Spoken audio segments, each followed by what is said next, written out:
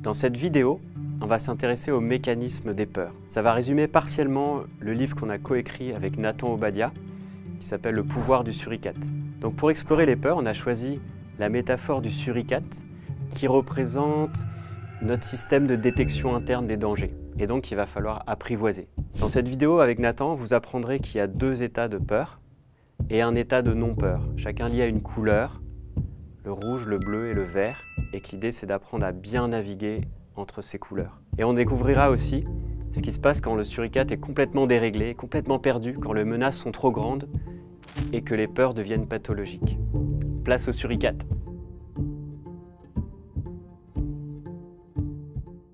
Le suricate, c'est un petit mammifère qui vit dans la savane en Afrique du Sud. Il habite en tribu et il y a toujours un des congénères qui se poste sur un endroit plutôt haut. Il fait la sentinelle et il scanne à 2 km à la ronde pour voir s'il y a des dangers. Ça peut être un rapace, ça peut être un cobra, ça peut être un chacal. Et dès qu'il aperçoit un danger potentiel, il aboie. Alors il y a une trentaine d'aboiements, vous irez regarder si vous voulez des documentaires animaliers. Ça fait un truc du genre... Et en fonction de l'aboiement qu'il lance, donc l'alerte qu'il lance, la tribu des suricates va soit fuir dans les terriers pour se protéger, soit il se rameute pour aider la sentinelle à attaquer le danger. La troisième option des suricates, c'est l'immobilisation. S'il ne peut pas fuir, s'il ne peut pas combattre, il y a une autre option, c'est soit de s'immobiliser pour se camoufler, pour ne pas se faire voir du prédateur, ou alors pour se soumettre, ou carrément faire le mort si vraiment il est déjà pris à la gorge, par exemple, par un chacal. Donc, ce petit mammifère qui existe vraiment dans le désert du Kalahari a 3 options de survie. Et ce qu'on vous propose ici, c'est d'utiliser cette métaphore du suricate pour illustrer notre système interne de détection de danger. Nous avons à l'intérieur de nous un petit suricate qui constamment scanne les infos de l'extérieur et de l'intérieur du corps pour savoir s'il y a danger ou pas. Donc imaginez ce petit suricate à l'intérieur qui est là en train de filtrer toutes les données instant après instant. Et il dit ça c'est ok, ça c'est pas ok. Si c'est pas ok, il va lancer l'alarme, il va aboyer intérieurement. Et c'est là où les hormones du stress arrivent. Donc c'est à la fois un système de détection de danger, à la fois on pourrait le voir comme un gardien de nos besoins. En gros, il y a le suricate qui est là et qui fait non, ici je garde les besoins. Si jamais il y a un de mes besoins vitaux qui n'est pas nourri, à ce moment-là je vais lancer l'alarme et on va essayer de s'adapter. Le suricate, il fait partie de la partie assez primitive de notre cerveau, celle qu'on partage avec les animaux. Et vu qu'il est dans cette partie du cerveau un peu primitive, il n'a ni la notion du temps, ni la notion de l'imaginaire. C'est-à-dire que pour lui, le présent, le passé et le futur, c'est la même chose. Une menace réelle ou une pensée anxieuse, ça peut générer exactement le même effet de peur parce que pour lui, tout se passe ici et maintenant. Ça permet aussi de comprendre que le suricate a toujours la priorité sur le cerveau intellectuel et cognitif. C'est-à-dire qu'en gros, autrement dit, la survie prime sur la vie. Si jamais vraiment on est en danger, c'est le suricate qui va prendre les commandes et qui va nous mettre en mode survie. Et d'ailleurs, heureusement pour nous qu'on a ça, c'est ce qui nous a permis probablement de survivre en tant qu'espèce jusqu'à présent.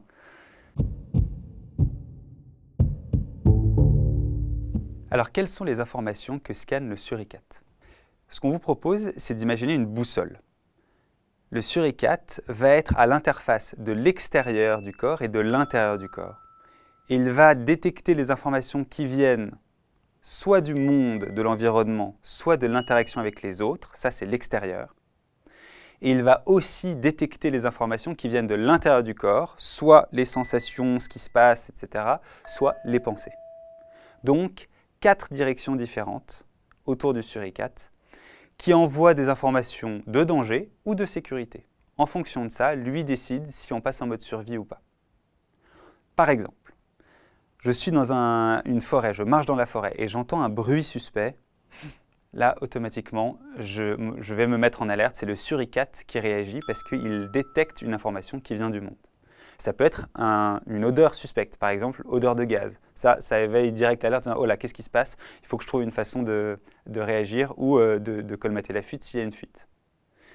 Donc ça, c'est des informations qui viennent du monde. Mais ça peut être aussi des informations qui viennent de l'interaction avec les autres.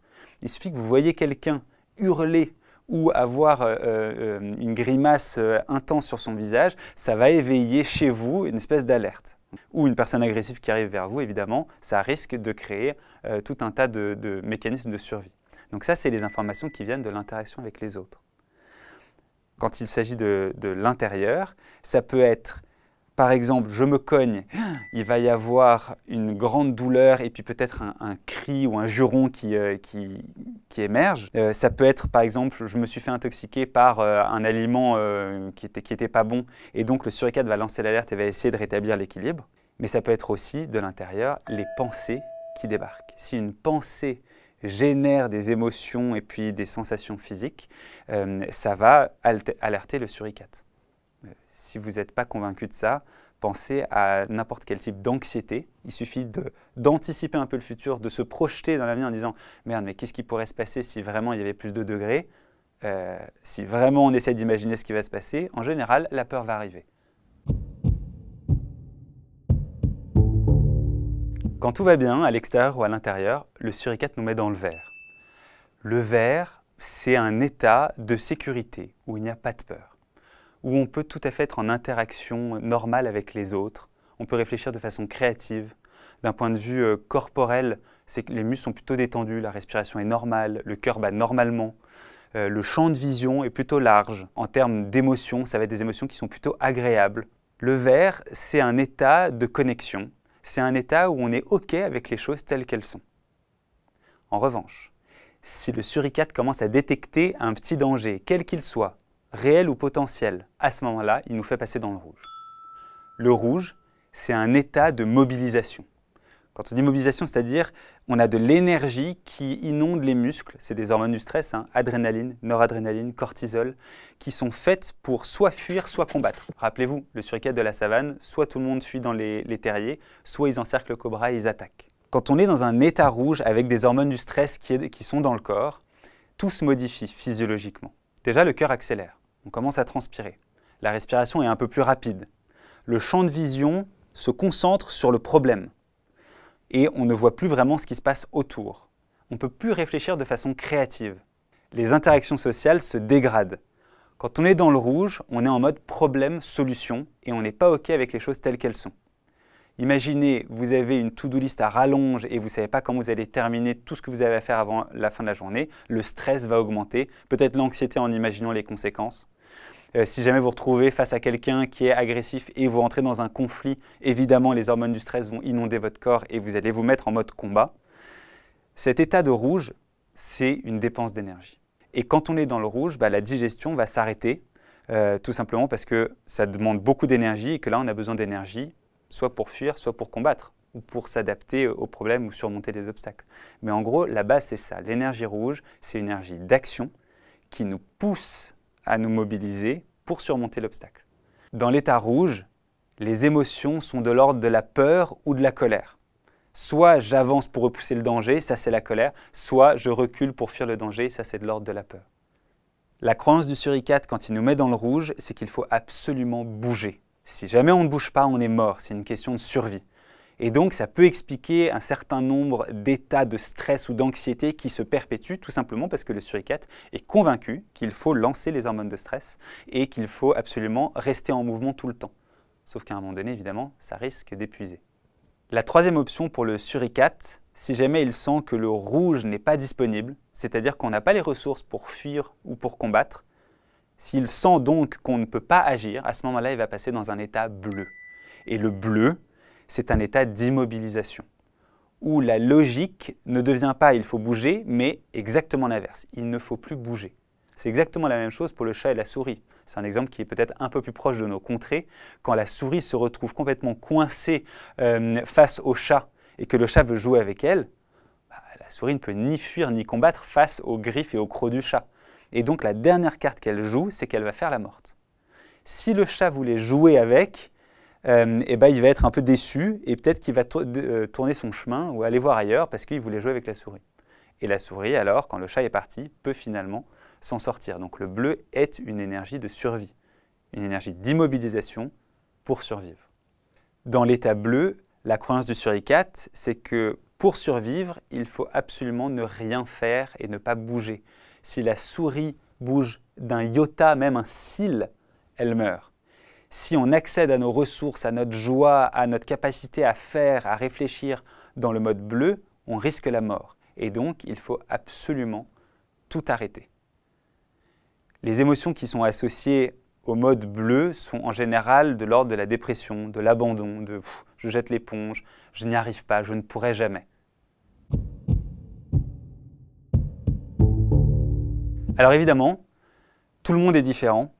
On a chacun un suricate qui réagit de façon particulière aux dangers et aux situations. Et donc, on ne va pas tous aller dans le rouge au même moment ou aller dans le bleu dans le même moment. Il y a des gens dont l'histoire de vie, et puis c'est aussi dû à la génétique, qui vont avoir plus tendance à réagir au conflit en se mettant dans le bleu. Ça, c'était mon cas personnellement. Avant de commencer les arts martiaux, dès qu'il y avait un conflit, je me tétanisais. Il y avait mon visage qui devenait impassible, limite je souriais, pas de problème. À l'intérieur, j'étais mort de trouille, mais la logique intérieure de mon suricate, c'était « surtout, surtout, ne bouge pas, ça s'arrangera sans toi ». Ou alors, c'était « surtout, ne va pas dans le sens contraire de l'autre, sinon tu risques de créer le conflit et donc de mourir ». Pour d'autres personnes, c'est complètement différent. Ils ont été éduqués peut-être dans des familles où la colère résolvait les problèmes. Et dans la logique de leur suricate, si jamais il y a un conflit, c'est la colère qui arrive en premier lieu, et c'est comme ça qu'ils vont gérer les conflits. En temps normal, quand notre suricate passe dans le rouge, c'est-à-dire qu'il commence à dépenser de l'énergie avec des hormones du stress qui inondent les muscles et qui nous poussent à l'action, quand il dépense une énergie, la logique est qu'il revienne dans le vert derrière pour récupérer. C'est très simple, hein, c'est mathématique. À chaque dépense d'énergie doit correspondre une récupération d'énergie au moins équivalente. Typiquement, si jamais je dois absolument attraper le bus et que je suis en retard, je vais courir, je cours comme un dératé, toquer sur la porte du bus, rentrer dans le bus. Ok, merci monsieur de m'avoir attendu un petit peu, je rentre dans le bus. Donc là, j'ai dépensé de l'énergie rouge pour courir, j'ai été stressé. J'ai quelques instants, quelques secondes ou quelques minutes selon la course pour récupérer derrière. Donc j'ai dépensé de l'énergie pour courir, je récupère en respirant et en me détendant derrière pour récupérer de l'énergie, me régénérer. Quand on passe dans le bleu, c'est la même chose. Si jamais je suis dans le vert et je passe dans le bleu pour essayer de résoudre le problème, derrière, pour retourner dans un état normal, je vais revenir au vert.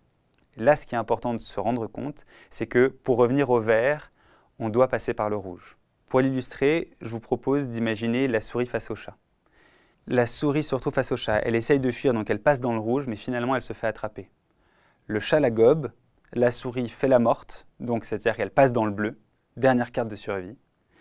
Il se trouve que le chat voulait juste jouer avec elle et donc il la lâche en disant « mais moi, une souris qui ne bouge plus, ça ne m'intéresse plus ». Donc il s'en va. Et là, la souris, quand elle revient à la vie, elle va expulser l'énergie rouge en tremblant. Une façon de le comprendre, c'est que l'énergie rouge, c'est une énergie de stress qui inonde le corps, donc c'est comme si ça jaillissait comme ça, mais que quand l'énergie bleue arrive, ça verrouille l'énergie rouge à l'intérieur. Et tant que le danger est là, l'énergie bleue verrouille l'énergie rouge à l'intérieur du corps. Et dès que le système de détection de danger se dit « c'est OK maintenant, on peut se remettre à bouger », l'énergie bleue s'en va et l'énergie rouge se disperse. Et se disperse sous forme de tremblement. On voit les souris trembler ou courir de façon désorganisée. Parfois même, les souris niaquent dans les airs comme ça, comme si elles attaquaient le chat, ce qui n'a aucun sens parce que le chat n'est pas là et que de toute façon, elles ne pourraient pas le faire.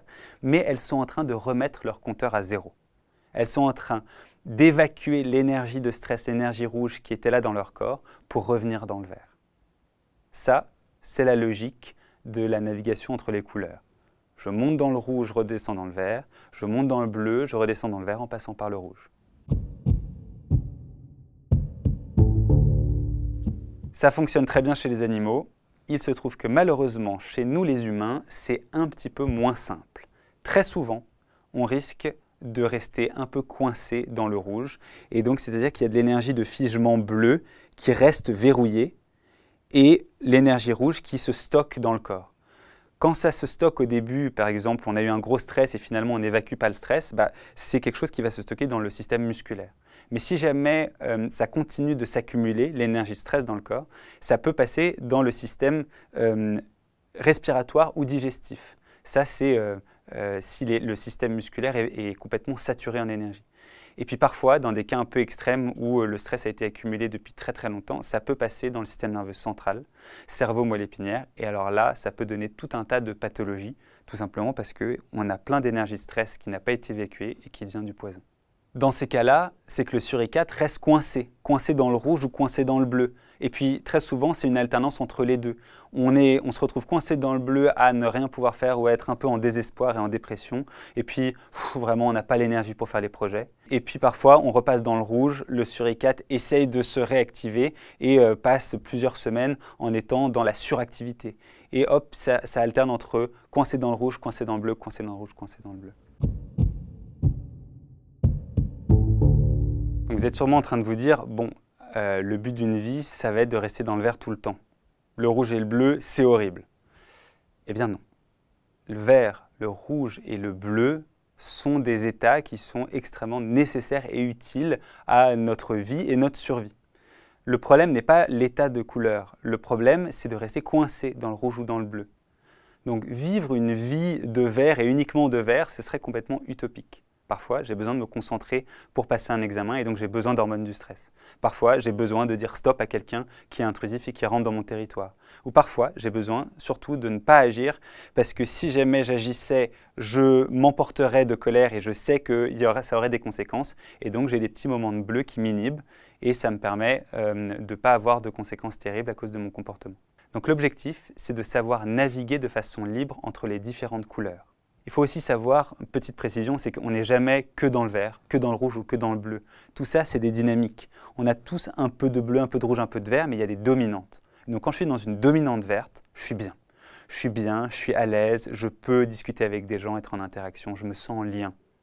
Quand j'ai une dominante de rouge, je vais avoir une dominante d'activité ou de suractivité à l'intérieur. En tout cas, je vais être dans l'action et dans la mobilisation. Et quand j'ai une dominante de bleu, j'ai une dominante de...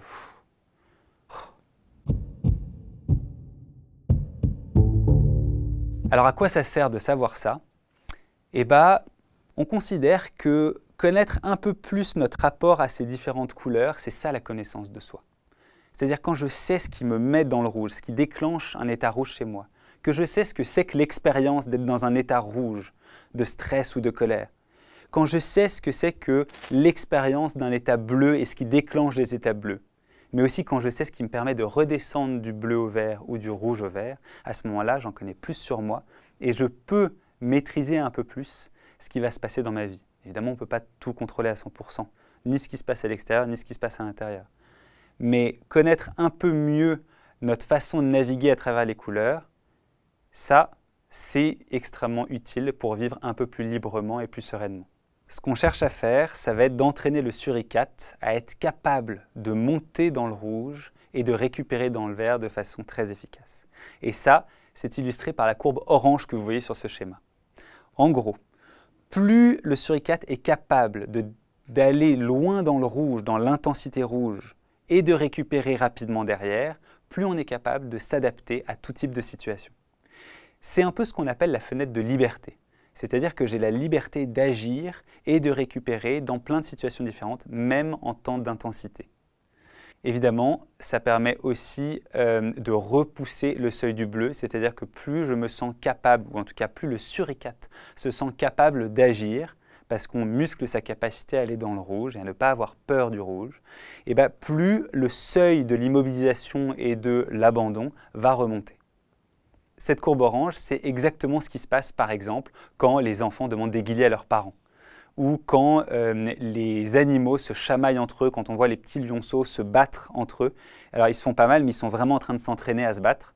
Mais c'est la même chose chez les êtres humains, ou quand on joue au chat et à la souris. En fait, par le jeu, dans un contexte sécurisé, on va entraîner notre suricate à aller dans le rouge pour apprendre à fuir du chat parce qu'on va se faire toucher ou parce qu'on apprend à encaisser des guillis en tant qu'enfant et puis ça nous met dans un état d'excitation. Mais il y a tellement de sécurité et de bienveillance, on sait que ce n'est pas dangereux, qu'on peut récupérer dans le vert derrière. Donc cette dynamique orange, c'est un peu la façon d'apprendre à entraîner le suricate et comme vous l'aurez compris, le jeu est la meilleure façon de le faire. Et un autre principe hyper important, pour mieux vivre toute situation et pour réajuster nos peurs, ça va être de muscler le vert. Alors quand on dit muscler le vert, on pourrait dire épaissir le vert, le densifier. C'est-à-dire envoyer à notre suricate tellement d'informations de sécurité, de confort et de lien qu'il se sent en confiance pour traverser les épreuves. Épaissir le verre, c'est par exemple se sentir très entouré, avoir beaucoup d'amis différents et on sait qu'on peut être soutenu en cas de difficulté. Ça peut être d'avoir un cocon familial important et soutenant. Mais peut-être que ce n'est pas la famille et pas les amis, et peut-être qu'en fait, ça va être plus la nature, les animaux de compagnie qui aujourd'hui sont source de verre pour nous. En tout cas, tout ce qui nous permet de nous sentir bien, de nous sentir en sécurité et reliés, en lien, va nous permettre de revenir dans le verre de façon efficace. Revenons à la boussole par exemple. Deux des plus grandes sources de verre de l'être humain sont le sens et le lien. Tout ce qui va venir de la case pensée et qui nourrit le besoin de sens va faire du bien et apaiser le suricate. Tout ce qui va être de l'ordre du lien humain soutenant, bienveillant, avec de l'écoute, de l'entente et de la communication, ça va être une source de soutien et de confiance pour le suricate. Mais il y a aussi, dans les deux autres côtés de la boussole, des informations de sécurité et qui nous mettent dans le verre, des ressources. Ça peut être les ressources du monde, de l'environnement, de la nature, des espaces, des endroits qui nous font du bien. Peut-être un espace, un endroit dans l'appartement ou un lieu dans la nature qu'on aime particulièrement, une vue de dingue ou même un son, une musique qu'on adore. Les odeurs aussi, ça peut être très important et une grande source de bien-être et d'apaisement. Et on a aussi une grande marge de manœuvre avec le corps. C'est-à-dire qu'en changeant notre physiologie, nous pouvons envoyer des informations de sécurité au suricate. Exemple, prenez 3 grandes respirations très profondes. De cet ordre-là, probablement, vous allez déjà apaiser un peu le suricate. Ça peut être aussi de se masser, de s'enlever les tensions ou d'aller faire du sport et puis ensuite de récupérer derrière. Tout ce qui va permettre d'agir sur le corps pour pouvoir laisser circuler l'énergie, défiger ce qui est figé et apaiser ce qui peut être apaisé, va aller dans le sens d'un verre épais et dense. Il faut que je lâche un petit peu parce que sinon, ça c'est mon tremblement à moi, d'accord? Les souris elles tremblent, moi je fais ça. Voilà. Non, en vrai, on peut tout à fait danser. C'est une superbe manière de décharger l'énergie bleue. On peut tout à fait chanter, c'est une superbe manière de retourner dans le verre et peut-être même avec du mouvement de décharger l'énergie bleue. Je vous encourage à chanter et à danser, c'est l'avenir de la thérapie trauma. Alors voilà un début d'explication. Évidemment, la réalité est bien plus complexe et puis c'est pas très exhaustif, mais vous pourrez en savoir plus en lisant le livre Le pouvoir du suricate. Vous pouvez aussi aller voir le site internet lepouvoirdusuricate.com et les ressources qu'on y a mises. Et puis si vous voulez, vous pouvez aussi poser des questions en commentaire. Merci beaucoup pour votre écoute et à bientôt.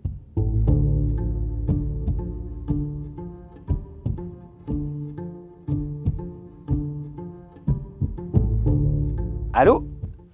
Oui, ne quitte pas, je te rappelle.